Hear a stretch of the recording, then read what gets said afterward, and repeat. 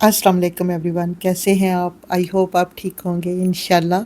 आज मैं आपके साथ एक सादा मज़ेदार रेसिपी जायके से भरपूर शेयर करने जा रही हूँ, करेले और चने की दाल। ये एक रवायती पाकिस्तानी डिश है जो गर्मियों में ख़ास तौर पर शौक़ से खाई जाती है। तो चलिए फिर शुरू करते हैं बनाना। सबसे पहले हमने यहाँ पर चूल्हे की फ्लेम को कर लिया है ऑन और उसमें कढ़ाई रख दी है उसके ऊपर, और कढ़ाई रखने के बाद इसमें शामिल किया है 1.5 कप ऑयल का। यहाँ पर जी मैंने ये करेले आधा किलो लिए हैं, उन्हें मैंने सबसे पहले वॉश किया। वॉश करने के बाद मैंने इन्हें काटा और काटने के बाद नमक लगा दिया और इसे 30 मिनट के लिए मैंने रख दिया, और उसके बाद फिर से वॉश किया और वॉश करने के बाद इसे अच्छा सा निचोड़ लिया। अब जैसे ही ऑयल गर्म होता है तो हम करेलों को ऑयल में शामिल कर देते हैं और इसे फ्राई करते हैं गोल्डन ब्राउन होने तक। 20 मिनट हो गए हैं मुझे करेलों को फ्राई करते हुए और बहुत ही प्यारा सा गोल्डन कलर आ गया है करेलों का। इसे मैं मज़ीद 1 मिनट के लिए और फ्राई करूँगी ताकि जो इनका कलर है थोड़ा सा और आ जाए। माशाल्लाह से माशाल्लाह यहाँ पर 1 मिनट हो गया है।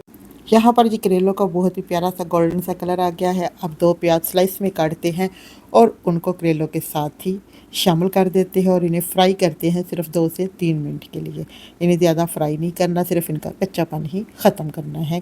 यहाँ पर जी प्याज़ों को भी 3 से 4 मिनट हो गए हैं फ्राई होते हुए। प्याज भी अच्छे से यहाँ पे हो गए हैं कुक। हम यहाँ पर प्याज और जो करेले हैं फ्राई किए हुए, अब हम इन्हें एक बर्तन में निकाल लेते हैं। एवरीवन, अगर आप मेरे तरीके से करेले बनाएंगे तो इंशाल्लाह करेले बहुत ही मज़ेदार भी बनेंगे और बिल्कुल कड़वे नहीं बनेंगे।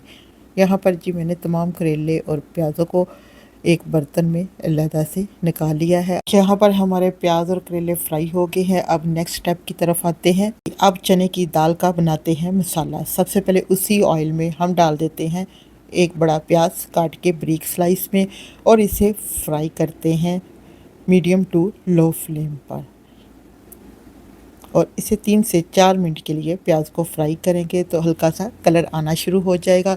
साथ ही इसमें शामिल कर देते हैं 1 टेबलस्पून अदरक लहसुन का पेस्ट, और इसे भी 2 से 3 मिनट के लिए करते हैं कुक ताकि इसकी अच्छी सी खुशबू आना शुरू हो जाए। यहाँ पर माशाल्लाह से अदरक लहसुन भी फ्राई हो गया और प्याज भी फ्राई हो गया। अब बारी आती है मसाले डालने की। इसमें जाएगा 1 टीस्पून लाल मिर्च पाउडर, हाफ़ टी स्पून इसमें मैं शामिल करूँगी कश्मीरी लाल मिर्च पाउडर, हाफ़ टी स्पून ही इसमें नमक का शामिल करेंगे। नमक आप अपने टेस्ट के हिसाब से कम या ज़्यादा कर सकते हैं। हाफ़ टी स्पून ही जाएगा हल्दी पाउडर, और मसालों को 1 मिनट के लिए करते हैं फ्राई। जी फ्रेंड्स, आप मेरी वीडियो को कहाँ कहाँ से वॉच कर रहे हैं कमेंट्स बॉक्स में ज़रूर बताइएगा, और अपनी सिटी का नाम ज़रूर मेंशन कीजिएगा ताकि मैं आपका थैंक्स कह सकूँ। अब जी इसमें शामिल कर देते हैं 2 टमाटर काट के, और इसे 1 मिनट के लिए करते हैं फ्राई, और साथ ही थोड़ा सा पानी शामिल कर देते हैं ताकि जो मसाला है वो जले ना और अच्छा सा हो जाए कुक। टमाटर प्याज सारे अच्छे से हो जाए मिक्स, और इसे कवर कर देते हैं 3 से 4 मिनट के लिए। यहाँ पर हो गए हैं 4 मिनट कंप्लीट। अब मसाले को हम फिर से भुनाई करते हैं इसकी अच्छी सी, और माशाल्लाह से मसाले की बहुत ही ज़बरदस्त सी खुशबू भी आ रही है, और मसाला यहाँ पर बन के हो गया है रेडी। अब यहाँ पर मैंने ली है 1 कटोरी चने की दाल, और इसको मैंने 90% के करीब मैंने इसे कुक कर लिया था हल्दी डालकर। हल्दी डालने से जब हल्दी डालकर दाल को बॉईल करेंगे तो बहुत जल्द ही ये बॉईल हो जाएगी। अब इसको शामिल कर देते हैं इसी मसाले में, और माशाल्लाह से दाल अच्छी सी गल गई है, और थोड़ा सा हम इसे दम पे रखेंगे और ये मज़ीद कुक हो जाएगी। अब इसे मसाले में ऐड करने के बाद इसे करते हैं अच्छा सा मिक्स, और इसे मिक्स करने के बाद कर देते हैं कवर 7 मिनट के लिए। यहाँ पर जी 7 मिनट हो गया है कंप्लीट। ढक्कन उठाते हैं। माशाल्लाह से माशाल्लाह दाल हमारी अच्छी सी हो गई है कुक, और करेले का हल्का सा कड़वापन और चने की दाल का मज़ा इस खाने को बना देता है ख़ास। यहाँ पर जी हमारी दाल तकरीबन बन के हो गई है रेडी। अब इसमें शामिल करते हैं 2 से 3 कटी हुई मिर्चें और 2 ही साबुत मिर्चें मैं इसमें शामिल कर देती हूँ, और इसे ऑयल सेपरेट होने तक इसकी करते हैं अच्छी सी भुनाई, और इसे फिर 2 मिनट के लिए कर देते हैं कवर ताकि ऑयल दाल के ऊपर आ जाए।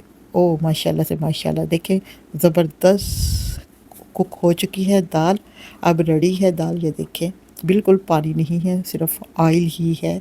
ऑयल में ये दाल बिल्कुल अच्छी सी फ्राई हो चुकी है, जिस तरीके की मुझे चाहिए थी, बिल्कुल परफेक्ट है। यहाँ पर दाल की हो गई है अच्छी सी बुनाई। अब इसमें शामिल कर देते हैं थोड़ा सा गरम मसाला, ज़्यादा नहीं, सिर्फ मैंने इसे 2 पिंच के करीब ही गरम मसाला ऐड किया है और इसे दोबारा से करते हैं मिक्स। जी, अब बारी आती है जो करेले और प्याज हमने फ्राई करके रखे थे, अब इसे दाल में शामिल कर देते हैं। और माशाल्लाह से माशाल्लाह दाल का बहुत प्यारा ही कलर आ चुका है और इसकी अच्छी सी खुशबू भी बड़ी ज़बरदस्त सी आ रही है। और इसे करेलों के साथ 1 से 2 मिनट के लिए मज़ीद भूनते हैं। यहाँ पर करेलों और दाल को करते हैं इसकी अच्छी सी भुनाई, ताकि करेले और दाल आपस में हो जाए मिक्स। ये लीजिए हमारी करेले और चने की दाल बन के हो गई है रेडी। यहाँ पर जी चने की दाल और करेले बन के हो गए हैं रेडी। अगर वीडियो अच्छी लगे तो प्लीज़ लाइक करें, शेयर करें और मेरे प्यारे से चैनल नाज़ुक लोग कुकिंग एंड व्लॉग को सब्सक्राइब ज़रूर करें। दुआओं में याद रखें, अपने प्यारे से फीडबैक से ज़रूर नवाजिए। देखते रहिए और सीखते रहिए और बनाते रहिए मज़ेदार खाने, सिर्फ हमारे प्यारे चैनल नाज़ुक लोग के साथ। और लास्ट में जब भी करेले पकाएं, कोई भी करेलों की डिश बनाएं, तो उसे जाली वाली ढक्कन के साथ कवर करना चाहिए, दूसरे ढक्कन के साथ कवर नहीं करना चाहिए, इससे करेले कड़वे नहीं होंगे। कैसी लगी ये आज की टिप्स? अगर अच्छी लगे तो कमेंट्स बॉक्स में ज़रूर बताएं। यहाँ पर जी हमारे घर के आटे की रोटी भी बन के हो गई है रेडी और यहाँ पर करेलों का और दाल का सालन भी बन के हो गया रेडी। अब मैं यहाँ पर ट्राई करती हूँ। आप भी गर्मियों में इस रेसिपी को ज़रूर बनाएं और एंजॉय करें अपने प्यारों के साथ। और माशाल्लाह से माशाल्लाह यहाँ पर दाल और करेले बन के बहुत ही मज़ेदार हुए हैं रेडी। और इस रेसिपी को ज़्यादा से ज़्यादा अपनी फैमिली फ्रेंड के साथ शेयर करें। मिलते हैं नेक्स्ट वीडियो में, तब तक के लिए इजाज़त रहे, खुश रहें, खुशियाँ बांटें। Thanks for watching video and अल्लाह हाफिज़।